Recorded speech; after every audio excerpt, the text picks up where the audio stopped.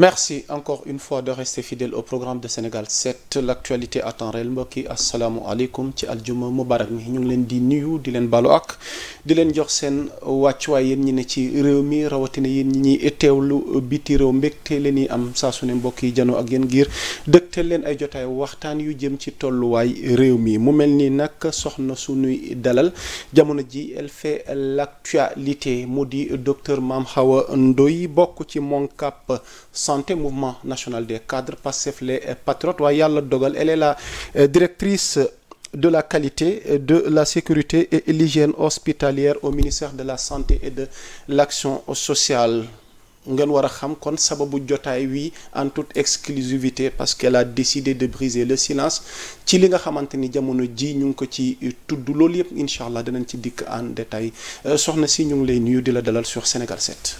jërëjëf yaa Moussa maa ngi am mbégte teew fii di Sénégal 7 nar a waxtaan ak yow balaa loolu ma nuyu sénégalais yi nga xam ne ñu ngi suivre chaîne bi di Sénégal 7 di leen baalu àq ci ajuma bi di leen wax ne am naa mbégte trop waxtaan ci li nga xam ne ñu ngi ñuy xaar incha allah et que ñuy ñaan yàlla rek lépp lu ñu fi wax rek mu jur njariñ et que ñëpp gisi seen bopp et que li nga xam ne war na leer si bopp sénégalais yi mu leer ci jërë ngeen jëf jërëjëf yow tamit kontaan nañu lool ci jagleel gi ñu jagleel bi la exclusivité pour revenir en détail ci actualité wu jëm ci sa ndodd li alors defe naa soxna tuuti da nga may une photo buy illustrer defe naa kàddu yi nga xamante ni maa ngi ci bëgg dikk mu di bataaxal communiqué tukkee ci yow nga daat koy partagé alors ci biir communiqué bi yaa ngi wax ni monsieur Ousmane Cissé ancien DGS par ailleurs coordonnateur de la commission MONCAP santé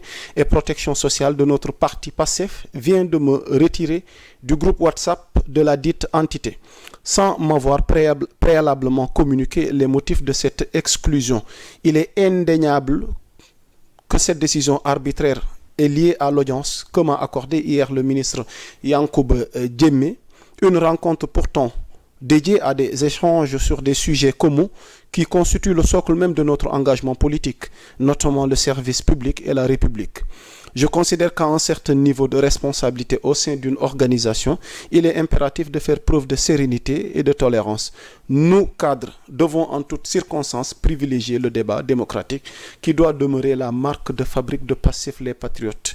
J'y reviendrai, docteur Mame Hawa Ndoye, MONCAP santé Pastef les patriotes. Peut-être tey nga ci war a revenir c'est l'occasion en toute exclusivité ak internautes yi mais ci tënk ci kàllaamee Kocc kon yaa ngi joxe xibaar askan wi di leen yëgal ni dañ la génne groupe boobu nga xamante mooy MONCAP santé Pastef les patriotes ki ko jiite di Ousmane Cissé waaye dafa mel ni da nga jàpp ni ki la dalal di le ministre Yankhoba Diémé jiite forces armées moom moo war a sabab ñu daal lay retirer te yëgaluñu la ko maanaam diisuwuñu ceeg yow mu mel ni nga dénoncé loolu ndax bokkul peut-être ci li nga xamante ni moom moo leen boole ci biir Pastef ndax jàpp ngeen ni am na ay règles élémentaires yi nga xamante ni war nañ ko mën a bàyyi xel lu mel ni wàllu démocratie bi te bokk na ci marque de fabrique bi nga xamante ni ci la ñuy mandargale Pastef alors docteur ma bàyyi la kàddu gi nga revenir en détail ci lii. jërëjëf yaa Moussa. Déjà dañuy wax sénégalais yi ñuy déglu ñun. Nous sommes investis d'une mission publique. Okay. Donc du ñu gënal bëgg nañ bu ñuy génn. muy wax ci solos réew mi. loolu bëggoon nañ ci wax mooy que. enjeux yi nga xam ne ñoo nekk nii tey rek gis ngeen ne commencé na taw ci Dakar. ñu ngi xool comment gérer les inondations. Okay. Les réformes hospitalières wàllum yi ñu wax xam ne ministère de la santé mu ci liggéey. pour xool lay tëggaatee système de santé bi. Exactement. JOJ yi war a ñëw nga xam ne démb rek laa jóge ci réunion jusqu'à 20h avec le ministre nga xam ne lépp li nga xam ne mooy dispositif médical bi ñun ñoo ko war a yor. Et pour rappel nga xam ne ces JOJ plus de 2700 athlètes. Presque 1 million de personnes boo xoolee seen famille ñëpp ñu war a ñëw ñun ñu war a gérer événement boobu nga xam ne c'est la première fois muy am Afrique. Il y a vraiment d'autres enjeux yi nga xam ne war na mën a motiver suñu génn. Exactement. yàgg nañ ma bëgg invité dama xam ne dañoo yàkkamte dañoo yónni yàkkamte ñu. Exactement. ñu lëlu woon nekk ci liggéey bi. waaye nag dafa am lu am mooy que dama di jigéen. dëgg-dëgg maam foo xam ne fu bëri dama ko jaar ci parti bi du ñàkk après dinañ ci ñëwaat. donc bu ñu surtout Moncap Moncap xam nañu bu baax. mouvement national des cadres waaw. ñu jaar bëri ci parti bi. donc bu ñu demee ba gis li nga xam ne day wàcc li ñu parti bi loolu dafay jar ñu communiquer ci wax ak nit ñi nee leen ce qui est en train de se passer à Pastef c'est que c'est le Pastef lui-même qui est en train de se dévier de sa ligne originelle. Pastef xam nga lan la woote boo demee ci les statuts du parti objet 3 xam nga mooy lan statut article 3 ce sont les objets du parti. objet bi mooy nan la ñuy defee ba conquérir le pouvoir de manière démocratique déjà et que ñu servir le peuple loolu la léegi ci loolu nag ki nga xam ne moom laa seeti ci woon mais moom ci lan la nekk c'est un frère de parti. Yankhoba bi ma koy xam yàgg na 2017 2018 mun nañ wax ne oto bi Pastef njëkk a am sax moom moo ko mayoon Pastef ñu def ci couleur Pastef yi loolu yàgg na kooku ñu xamante lu yàgg séq jàmm. donc bu ma invité ma war ko mën a seeti dama koy seeti ñu waxtaan ci Sénégal waxtaan ci enjeu yi waxtaan ci parti bi maam fierté wax ko Sénégalais yi ñu gis ko. lu sabab mu woo la ak contexte bi nga xamante ni moom il est de Pastef originel. mais il a décidé de rester dans le gouvernement. si elle a voulu Ousmane Sonko ca sortiyam fàttali na ni képp ku bokk Pastef bokkoo ci gouvernement bi ñu gis ku mel ni docteur Yankhoba Diémé des ci gouvernement bi est-ce que mën nañoo jàpp ni actuellement il fait partie de Pastef kooku wala yow nga seeti ji ko. non kooku c'est un Pastef la bokk ni ma bokkee Pastef ni Bassirou Diomaye Diakhar Faye bokkee Pastef ni kaneen ak kaneen bokkee Pastef. ok ñun Pastef la ñu bokk parce que dañoo bokk ci ñiy defar Pastef ba Pastef yegg fi muy yegg tey. loolu ay caaxaan ak ay wax mënu ko dindi. c'est des faits. non la dafa bindu ci Pastef taarixu Pastef ñu dañ ci liggéey ci bépp fànn à toutes les étapes bi mu jaree joxe sa xalaat dañ ko joxe bi ñu jalee ñu jël suñu bakken parce que ñu ngi wax pouvoir nii ñëpp di wax ay waxi poste ak yooyu mais rien n'était sûr ah ku delluwaat ci ginnaaw 2021 2023 li ñu gëm mooy ñun ñooy incarner le projet ñun ñooy incarner yaakaaru Sénégal bi nga xam ne war na mën a transformer le vécu des Sénégalais loolu moo tax ñu ci doon dem te ci lañ continuer ci lañ nekk parce que ce qui se passe là mooy le Pastef est au pouvoir c'est ça la réalité il faut qu'on l'accepte nous serons tous comptables quel que soit le bilan de Pastef donc nous avons tous intérêt à œuvrer pour que ce mandat réussisse parce que sénégalais yi dese la tuñ ñu dara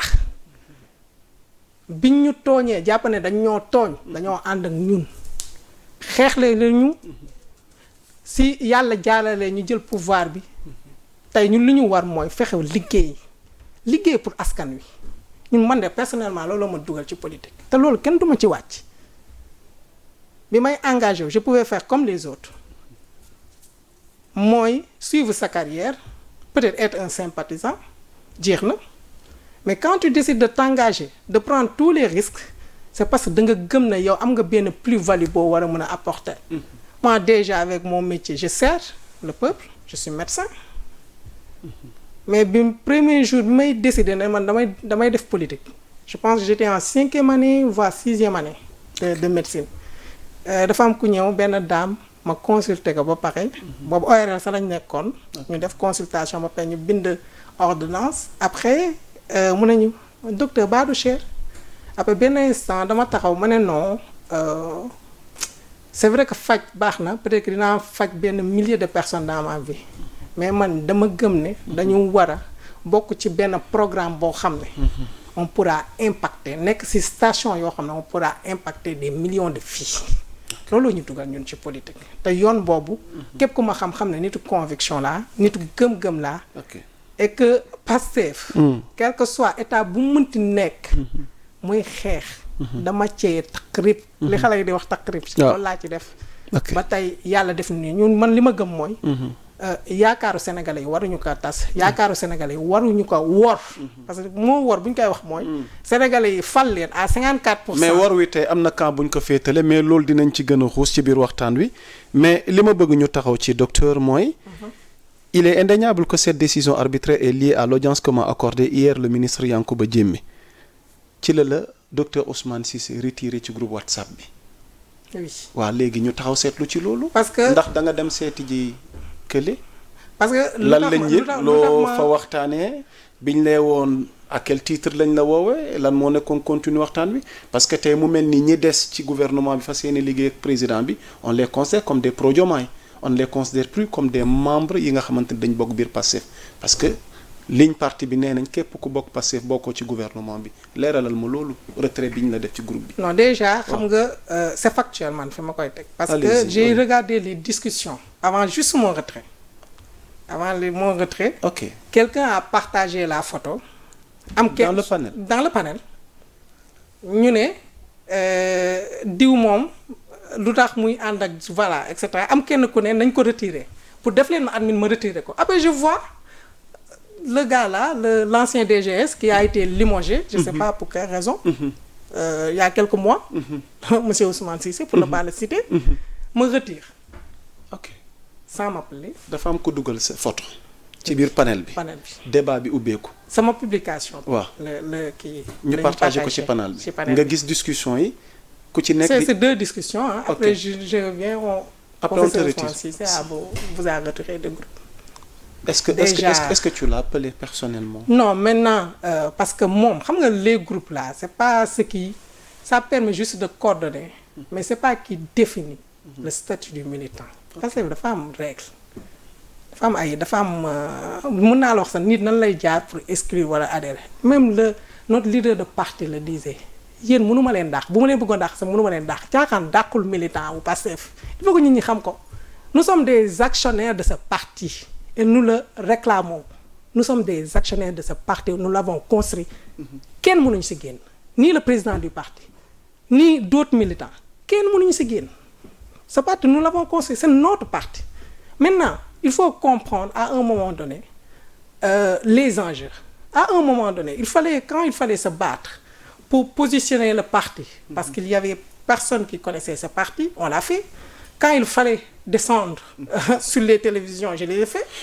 quand il fallait faire la campagne électorale je sais que je tenais le micro central dans la commune de Mbao et même à Pikine pour leur dire que nous avons les solutions maintenant jox leen ñu loxo ñu defar Sénégal mais moi je pense à ça à 2029 bu ñuy delluwaat lan la ñuy wax sénégalais yi à un moment donné il faut qu'on reste cohérent il faut qu'on reste conséquent ci suñu ligne bi l'objectif d'un parti politique c'est de conquérir le pouvoir et de servir son peuple on a dépassé la première étape la conquête du pouvoir mais c'est juste une étape minimale le véritable défi c'est de réaliser les promesses tenues et en tout cas man docteur Mame Awa Ndoye je m'engage et je ferai tout ce que je peux pour que ce mandat réussisse parce que c'est le mandat de Pastef deux c'est le mandat des Sénégalais qui l'ont confié à Pastef mi nga xam ne moo leen defal promesse xam nga benn instant aussi il faut que ñu xam ne nous sommes peut-être 2,5 millions qui ont voté pour notre programme mais les Sénégalais c'est 19 millions il y a d'autres enjeux comme je dis nous sommes investis d'une mission publique nous connaissons les enjeux donc à un moment donné dafa am temps wax nga ba ñu wóolu la temps on est au temps de l'action dañu war a jëf. ok léegi qu'est-ce que vous décidez lan mooy tey taxawaay wi nga xamante ni wala dogal gi ngay jël par rapport ak décision wii nga xamante ni jëmale nañ ko ci sa ndodd bi concernant ce groupe wala ce panel Mon Cap Santé. mais bon comme je dis c'est juste un groupe Donc, ils sont pas investis d'un pouvoir. Est-ce que d'autres sanctions ne vont pas suivre, docteur? Est-ce que d'autres sanctions ne vont... ils sont pas investis, que ce soit les commissions. Et je le dis pas pour moi seulement, je le dis à tous les militants de PASTEF et qui sont juste intéressés par l'avenir du Sénégal et qui veulent quand même que le projet réussisse et qui le défendent et qui défendent qu'il faut soutenir le président de la République. Parce que ainsi, moom moo yor le flambeau de notre lutte. Parce que moom moo koy doxal à un moment donné et qui sont conscients que ñun ñëpp on devra s'unir pour que ce projet réussisse. Il y a aucune section communale ni coordination départementale ni aucune commission qui est investie de quelconque pouvoir à vous retirer de ce parti. Les groupes WhatsApp là, comme je dis, c'est juste des moyens, des canaux de communication. Okay. Ils ne sont investis d'aucun pouvoir. Donc, pour dire vrai, c'est ironique. Et pour des cadres, je veux dire, où il faut... Parce que je suis dans d'autres groupes.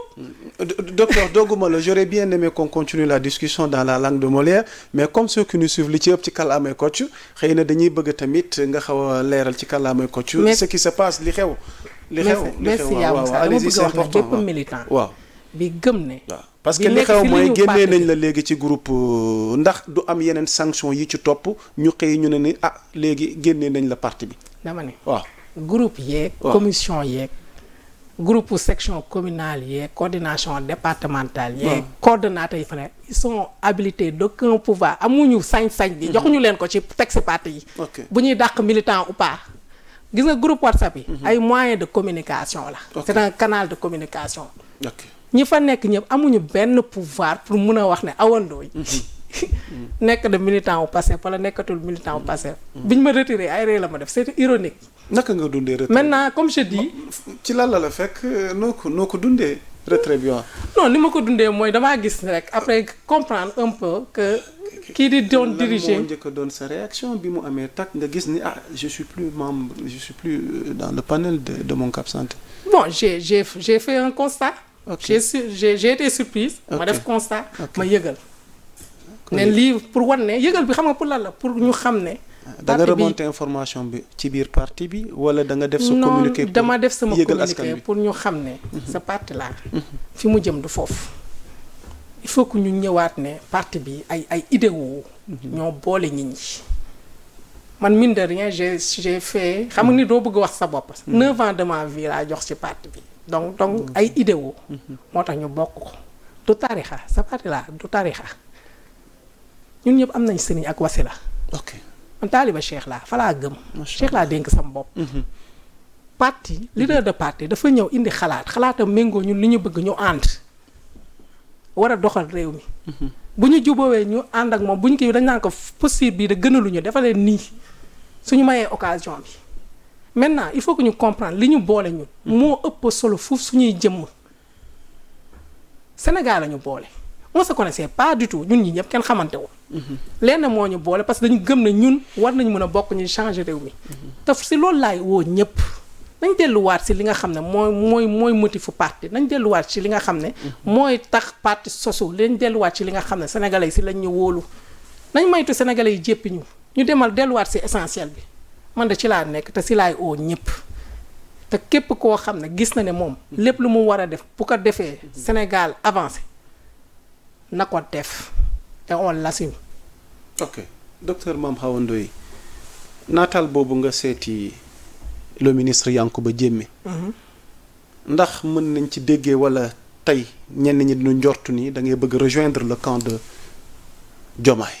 xam nga déjà Pastef ils ont un problème bu ñu nanguwul la mooy que suivi. ok xam nga dañuy on va faire la lecture de cette situation. xam nga dans un parti politique. d'habitude c'est le leader du parti. qui devient président de la République. logiquement donc il a le pouvoir populaire. mun nañu wax. et le pouvoir institutionnel. malheureusement parce que léegi fi ñu toll. c'est deux leaders qui existent. parce que oui c'est ça les faits. faits yi ñoo ñu amené à ce que. qu'on puisse avoir deux leaders. C'est-à-dire, on a le président de la République qui est investi d'une mission institutionnellement. donc kooku noonu dafay am benn dayo bu muy am ci parti bi. Maintenant moi au début quand je sortais ce que j'ai toujours vu et ce que j'ai toujours cru c'est que l'intelligentsia dina tax ba nga xam ne quel que soit le pouvoir du leader politique qu'il puisse accepter ou mu yaatal pour nangu leadership pour vie institutionnelle parce que ça va exister. Mais Ousmane Sonko dans ses dires, dans ses sorties n'a jamais eu de problème pour accepter le fait que Diomaye nekk chef de l'État mu nangul ko cër bi voilà. Oui, mais bon, après, on a vécu des situations où des déclarations quand même sur un président de la République, c'était pas warul am parce que président, surtout le président Bassirou Diomaye Faye, c'est notre frère. C'est notre frère, sincèrement. Am na fu bëri fu ñu jaar. Man mii moom ak le président Ousmane Sonko quand en 2020 quand j'ai perdu mon père ñoom ñaar ñëpp dañu déplacé wu ñëw oui ñëw kër ga xam nga jaale ñu et tout je pense que seen rakk laa loolu laa mës a am c'est-à-dire c'est vrai que ñu bëri duñ la xam-xam foo jaar mais c'est des personnes yoo xam ne dañu am ay relations yu cordiales yu mësan yoo xam ne man jàpp naa ne relation de fraternité dara du ko yàq Bassirou Diomaye Faye quand je soutenais ma thèse il est venu donc kooku noonu voilà il reste un frère de parti c'est ça la réalité et ñu fekkee ko li mu investir dans ce parti tout à l'heure je parlais de moi mais lui on a été témoin sur tous les plans li mu investir dans ce parti donc à un moment donné il faut que ñun ñoo war a mag lii am intelligentsia bi nga xam ne ku nekk ñu nangul ko cëram parce que ku nekk dafa am cër ñun suñu yéene suñu bëgg-bëgg mooy faire li ñu bëggoon mooy que le président du parti soit le président de la République mais Dieu a décidé autrement ce sont des circonstances qui ont prévalu à ce que yàlla keneen la tànn mais suñu biir ki mu tànn suñu biir la nekk donc à un moment donné ñun li ñu war mooy jàppale ko mu réussir parce que flambeau bi da ko yor man depuis 2017 ñi ma xam quand je parle de la durabilité de Pastef dans l'espace politique man ñii dama mës a gëm ne ñoom dañuy def seen wàll ñun ñu ñëw aussi def suñu wàll suñuy rak ñëw loolu laa mës a gëm c'est pas pour rien que ñun même bu ñuy massifier dañ doon dem ci lycée yi parce que un parti nag dafa war a transcender les hommes qui l'incarnent au moment T loolu laa gëm et si on continue dans cette phase-là de personnification à outrance def tarixa non parti bii du dem fenn te loolu ñun duñ ko nangu dañu am responsabilité historique pour sauver sa parti. L'avènement de Diomaye président est-ce que jàppoon ni xaw na am lu mu gàllankoor am lu mu indi ci ànd wi nga xamante ni tey jii nii biir parti bi parce que léegi li ñu gis am ñu rangé wu ci ginnaaw Diomaye donte il se réclame du Pastef am ñi nga xamante ne nañ non ñun Ousmane Sonko comme tey moom la ñu investir moom la ñu falaat li mu woote wala ligne bi nga xamante ne moom la tracé ñun ci la ñu tënku ba factuel li ci gën a fës mu récent mooy ministre yi nga xamante ni kenn xalaatu leen woon génne biir Pastef ci lañ bokkoon Moussa Bala Fofana mais finalement sax mujj na ne officiellement léegi day des fële te pourtant ci parti la bokkoon mais lu jiitu loolu Ousmane Sonko def sortie mu di communiquer parti bi ñu ñuy xamal ni képp ku bokk Pastef bokkoo ci gouvernement bi te tey ku mel ni Yankhoba Diémé ministre mi ngi wéy di jàpp ni biir Pastef la bokk te pourtant ñi nga xamante ne tey ñoom ñooy kilifa Pastef yi jàppatuñ na ñoom ca la bokk est-ce que réellement Diomaye tey mën nga ko ci boole koo xam ne gisuñu la ci congrès bi gisuñu la ci investiture Ousmane Sonko est-ce que yow docteur Mame Hawa Ndoye yaa ngi fa woon wala nekkoo foon mais li ngeen di dund tey jii nii comment comprendre fan leen jëm. mais c'est une crise xam nga li nit ñi di bañ di nangu mais c'est une crise qui existe malheureusement c'est une crise maintenant dafa am deux partis ñoo fi am. benn parti bi ñi nga xam ne ñoom. dañu gëm ne idéo conviction moo leen dugal ci politique gëm ne ay lu ñu war a def comme ni ma ko waxee respecter ses partis faire de telle sorte que yow di nga mën a jot ci banqaas bi lay tax nga jot tous les leviers pour mën a jëf ñooñu à un moment donné ñoom lañ bëgg marginaliser loolu moo xew dañ leen bëgg ber parce que ñoom jàpp nañ ne soumission à outrance bi ñu bëgg defuñu ko moo tax ñu bëgg leen marginaliser c'est ça la réalité beneen partie bi y a une partie boo xam ne aussi des nañ comprendre bu baax parce que dama gis ne seen affect dafa développer trop pour le leader donc à un moment donné lépp lu mu def dañuy mun nañu wax ne dañuy accepter on peut dire ça et malheureusement loolu mooy tax ñoom ñuy indi benn virulence bi par rapport ak certains ñi nga xam ne dañ leen marginaliser mais comme je dis rek ce sont ndax loolu la texte parti yi wax bu fekkee mën nga ci dikkaat non texte parti bi moom day promouvoir la liberté d'expression daf koy promouvoir te soo ñëwee même dans les textes ce qu'on appelle la doctrine du parti avant la doctrine du parti il y a ce qu'on appelle le caractère républicain ñun dañu war a promouvoir l'unité la cohésion sociale te cohésion sociale fi mu am mooy ay nit war nañ mën a daje ku nekk far fu ko neex man même bu ñu bokkul parti ñu dañu war a accepter le débat contradictoire ñii bokk yeneen parti ñu war a mën a débattre ak ñoom te wax ji du ñaaw mun nañ bokk même parti liberté d'expression am ci kii ne position bii wala posture bii la ñu war a demee ñeneen neen déedéet mais à un moment donné et que du tee marche bi waru entraver vraiment l'unité du parti man loolu laa gis et malheureusement comme je dis le PASTEF est en crise parce que ce débat n'est plus du tout accepté et à un moment donné il faut que certaines personnes prennent leurs responsabilités dama gëm dama war a jël sama responsabilité alors sa responsabilité boobu nga nar a jël léegi lan nga nar a jàpp ni moom moo war a doon sa taxawaay moo war a doon responsable yi ngay jël face à cette situation et de l'autre côté mu mel ni entre guillemets dañ jàpp ni da nga trahir non xam nga kan moo trahir. waaw bu ñuy wax woor. parce qu'il y a un débat de trahison. oui ñu ngi liir. xam nga ñoom xamuñu ay nit yu la xamul. waaw xamuñu foo jaar. xamuñu yaay kan. donc vraiment c'est pas des discours yoo xam ne ça peut nous toucher mais kii di Ousmane me connaît très bien il me connaît très bien xam na maay kan. donc bu ñu fa jógee la Bassirou Diomaye me connaît très bien. il y a beaucoup de lieutenants là ils me connaissent. xam nañ maay kan xam nañ li ma daj ci parti bi. donc fii trahison man li ma gëm. mooy ñu suñu wanee doo le président.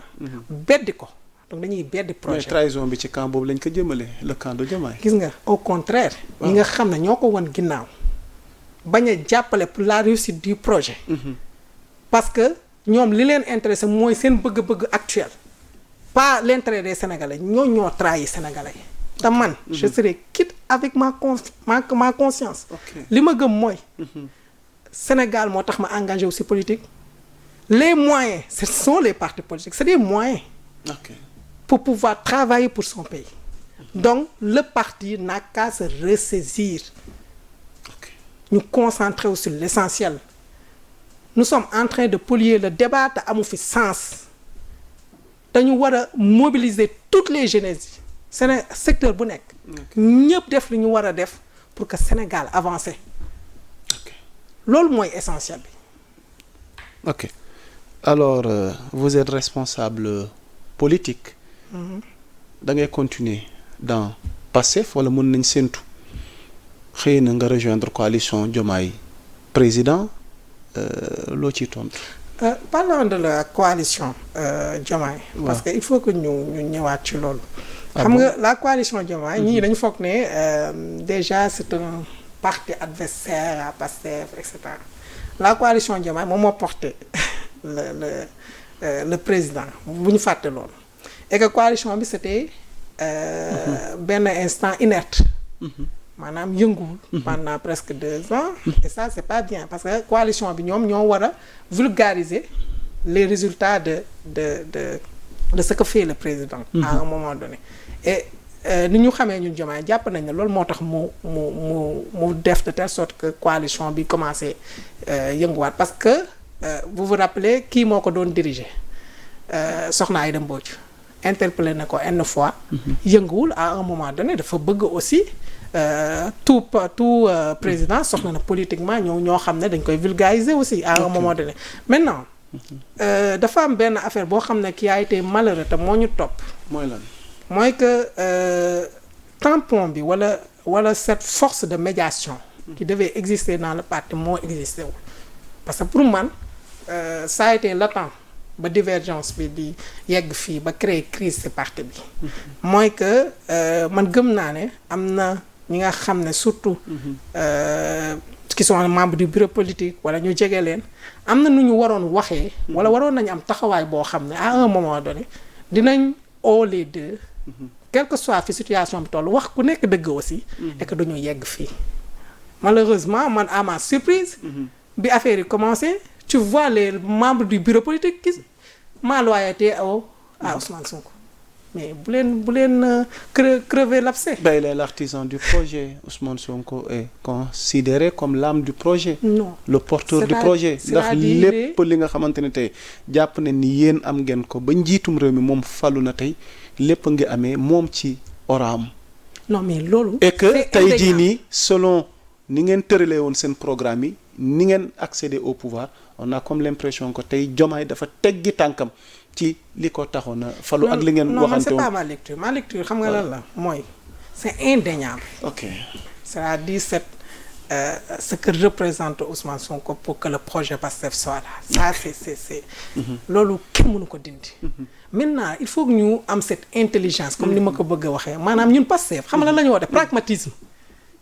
yéen ñëw ngeen ci benn circonstance le leader du parti ne pouvait pas être candidat quelles que soient les raisons yi tax ñu bloqué ko. il a fallu qu'on choisisse quelqu'un d'autre. mais arrivé à ce stade il faut qu'on oublie nous tous nos personnes parce que c'est un fauteuil présidentiel pas un canapé. je suis désolé c'est ça la réalité. maintenant à un moment donné pour man war na am ay cadre de concertation. qui permettent à ce que fii ak 2029 en tout cas dinañ wax ne le PASTEF a réussi mais malheureusement l'énergie a été détournée vraiment vers cette discussion politique qui devient à la limite acerbe avec où les gens insultent de gauche à droite xam nga loolu de politique amul benn solo et fi ma bëggoon wax mooy si les leaders du parti n'avaient pas affiché le président Diomaye n'allait pas se sentir seul à un moment donné c'est ça la réalité parce que kenn du beddi ki bokk ci yow comme munti da nga koy jàppee ni sa nga njaboot mais ndax du dañoo jàpp ni dafa nekk ci volonté wu ñaareelu mandat. xam nga loolu lépp étape la. waaw lépp temps la à un moment donné. am na fenn foo xam ne. buñ ñun ñëpp. buñ taxawee ni ñu war a taxawee. commençant tout le parti. ñu taxaw ni ñu war a taxawee. am na benn gëm naa ne moom bu ñu yeggee ba fenn fi dina woon am kersa di ko wax. mais maintenant le souci xam nga lan la. dara xewagul. tout le monde est contre lui. moi j'ai pas compris cette posture. ok et si on ku mu neex nga dem nga gisaat nga défilé sama Facebook. j'ai pas affiché une telle posture. parce que pour man. waruñu nekk les artisans de la division. lan nga jàpp ci tënk parce que tamit war nañu wax ci paj mi santé bi ak taxawaay wi nga ci am ak direction bi nga yore alors tey pour terminer sur cette affaire tey lan nga jàpp ni mooy saafara wala muy sa gis-gis ne tey xëy na bu ngeen ko doxalee. dina am lu soppeeku donte nag crise bi àgg na foo xamante ni jàpp naa ne pour ñu dellu gannaaw dina xaw a compliqué. maintenant man li ma wax mooy. le parti doit se ressaisir. ok parce que imaginez yéen. vous êtes des ministres de la République. vous êtes chargé des affaires courantes. comment le président peut vous appeler ngeen ne doo leen dem. c'est-à-dire nañu xam dëgg république lañ ne. dans un pays même ñii waratuñu leen pour ñuy occuper quelconque fonction. mais allez le répondre après ngeen xool li ngeen di def pour man à un moment donné donc li ma mën a wax mooy. sénégalais yi laay waxal. il faut soutenir l'action du président de la République. son intérêt mooy que ce pays se développe et tous les vrais patriotes. et tous les Sénégalais qui sont imbus uniquement pour le développement de ce Sénégal li ñu war mooy ñu jàppale ko pour mu réussir et que j'appelle véritablement à ce que dans mon parti qu'on soit moins dans l'émotion qu'on soit plus concentré par rapport aux enjeux ak défis yi nga xam ne ñoo nekk nii di ñu xaar 2029 soreetul te ñun war nañ jomm décevoir Sénégalais nag Sénégalais joxe nañ deret joxe nañ seen alal lépp def nañ ko pour am yaakaar boo xam ne am nañ ko si ñun donc ñun waruñu leen décevoir donc damay woote waat lépp li nga xam ne dafay yokk division nañ ko bàyyi te liggéey ci tënk daal tu restes patriote mais tu soutiens Bassirou Diomaye Diakhar Faye pour réussite mandat bi totalement alors si ces propos demain ñu dàq la ci parti bi ñaanalu ma la ko mais prise de position bi nga def nii kenn du la génne Pastef tu restes patriote waaye nee nga Bassirou Diomaye Diakhar Faye dañ koy taxaw ngir mu am ndam et que demain tey jii nii mu yóbbee la gàllankoor ci parti bi vous décidez quoi na xam nga leen am na parti bi moom comme je dis caaxaan mënul parce que c'est des textes on l'a écrit ok c'est des textes nit mënoo ñëw rek am il faut que nga am preuve kii dama ko war a mën a daax ok il faut que nga am ko et les conditions sont bien citées ok du ma leen wax nag nañ dem ñëw ñu dem fayete bu dee loolu moo nekk seen bébét waaye en tout cas comme je dis rek damay dalal xelu sama famille samay xarit ñi nga xam ne bon xam nañ ma les gens me connaissent je suis une personne boo xam ne je suis très respectée donc suñu gisee ñu may saaga di wax yu ñaaw daf leen di métti man dama jàpp ne xam nga parce que depuis un certain temps nag dans ce pays donc on a comme l'impression dafa am benn misogynie bu ñuy dund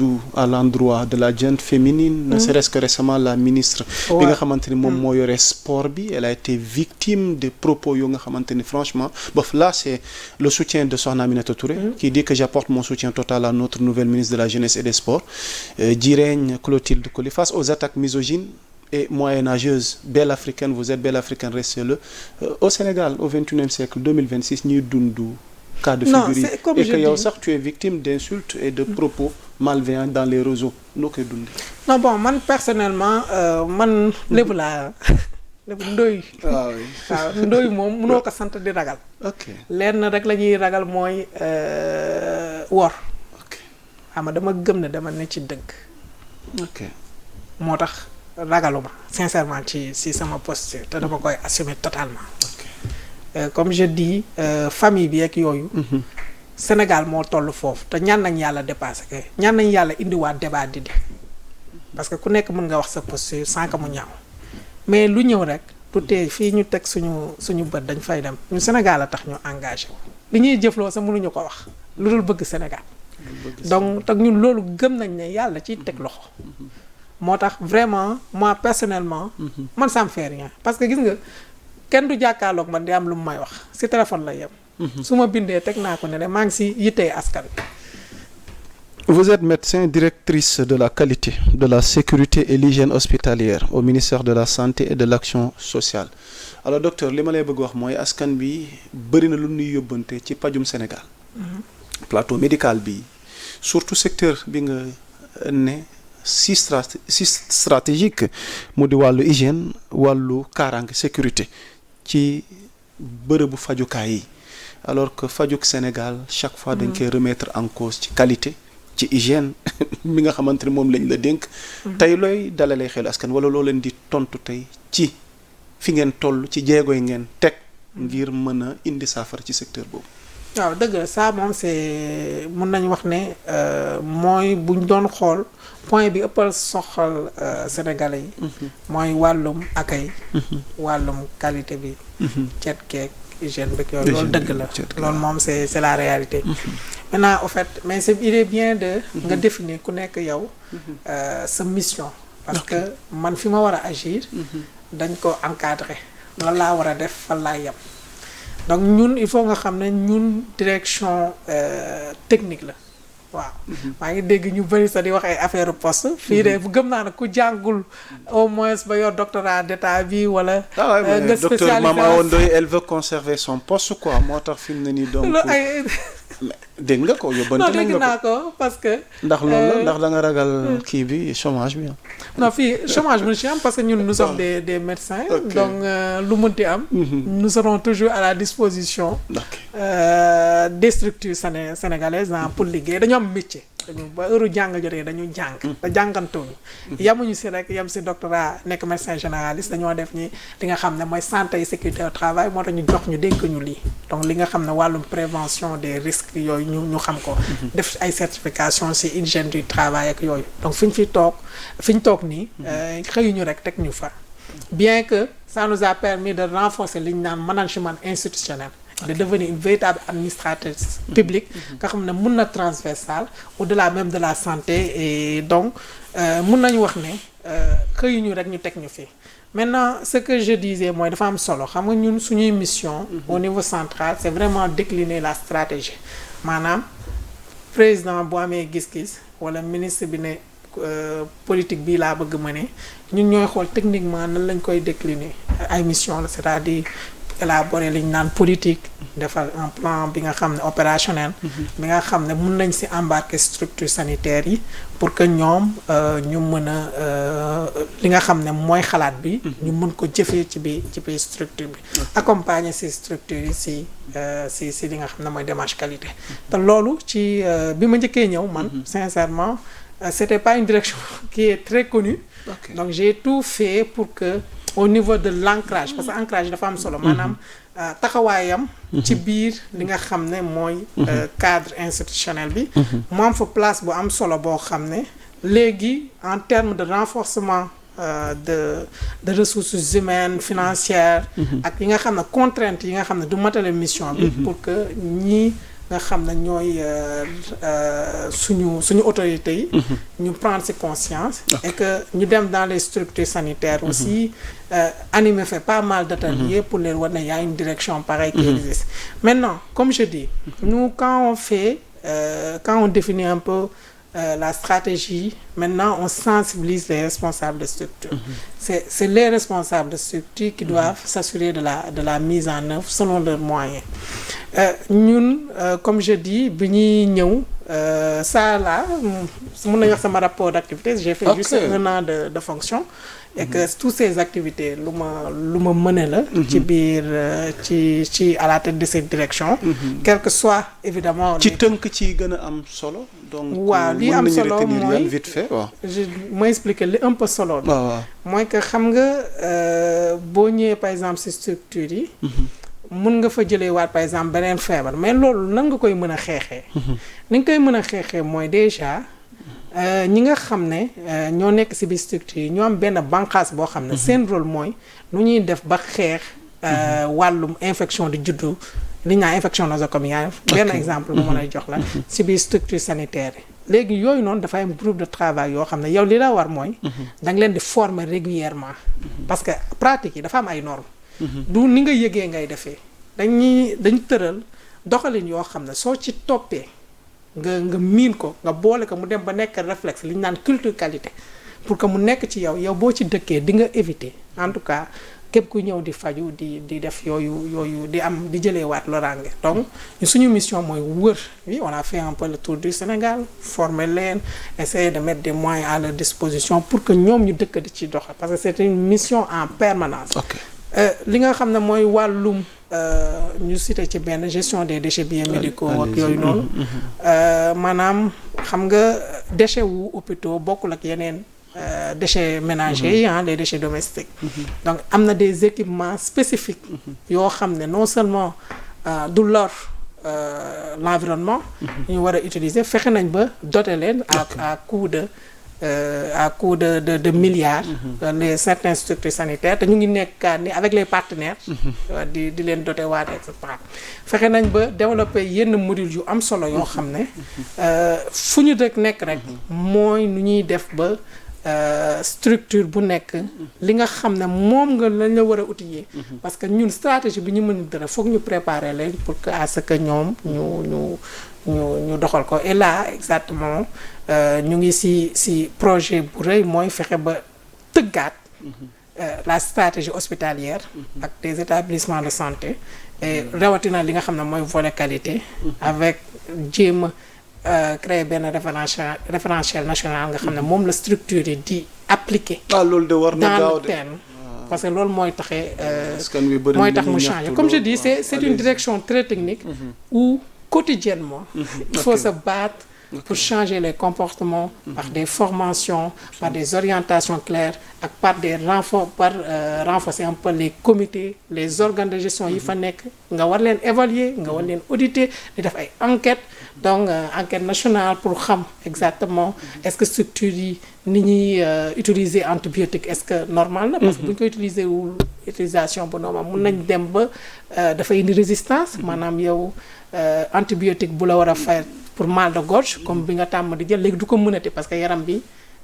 dootu ko nangoote donc su explication c'est assez technique et que ñun si lañ sëgg si lañ nekk depuis plus d'un an et que voilà et que gis nañ ne maintenant il y a cet engouement pour la qualité ça moom constat bu ma gis pour les responsables de structure et que les orientations sont claires et d'ici peu dinañ mën a leen embarquer par rapport à cette démarche parce qu'on a pris le temps quand même de bien réfléchir à la stratégie qu'il faut proposer. Occasion la ñu yóbbantewaale la ko rek mu jëm ci ministre yi parce que askan bi souvent ci cas d'urgence yi dans les hôpitaux souvent dañuy gis ni xaalis bi ci ni ko ñu bëri waxee moom la ñuy jiital laata la vie humaine tey yan matuwaay ngeen jël ci wàllu woowu noonu tey xëy na bu dee ministre beeg ñu seetaan tamit ñu bàyyi xel askan wi ci fànn googu. Oui, parce que l'accès aux soins moom surtout l'accès financier ça c'est un enjeu majeur. Ok. te am na benn banqaas bu am ce qu'on appelle la couverture sanitaire universelle nga xam ne dafa war a faciliter un peu sénégalais yi pour ñu am loo xam ne bu ñu waree faju ji du dis ci ñoom donc ça c'est benn banqaas bu am solo la boo état bi teg man du benn yoon du ñaar yoon quand même ni nga ko waxee nii toog nañu réunion ministre waxee ko noonu nga xam ne lu koy peser la et que pour ñu arriver à ce que les cas d'urgence et avec la nouvelle réforme hospitalière qui lorsqu'elle va être validée c'est sûr que ces aspects seront mieux pris en compte pour que au moins li nga xam ne moom mooy 10 Sénégalais yi parce que loolu la parce que dafa am loo xam ne dafa diis Sénégalais yi ñun suñu rôle mooy fexe ba plus le temps di dem ñu koy gën di woyofal pour que au moins voilà qu'ils aient une satisfaction parce que la qualité comme on dit c'est de respecter les normes pour satisfaire les usagers.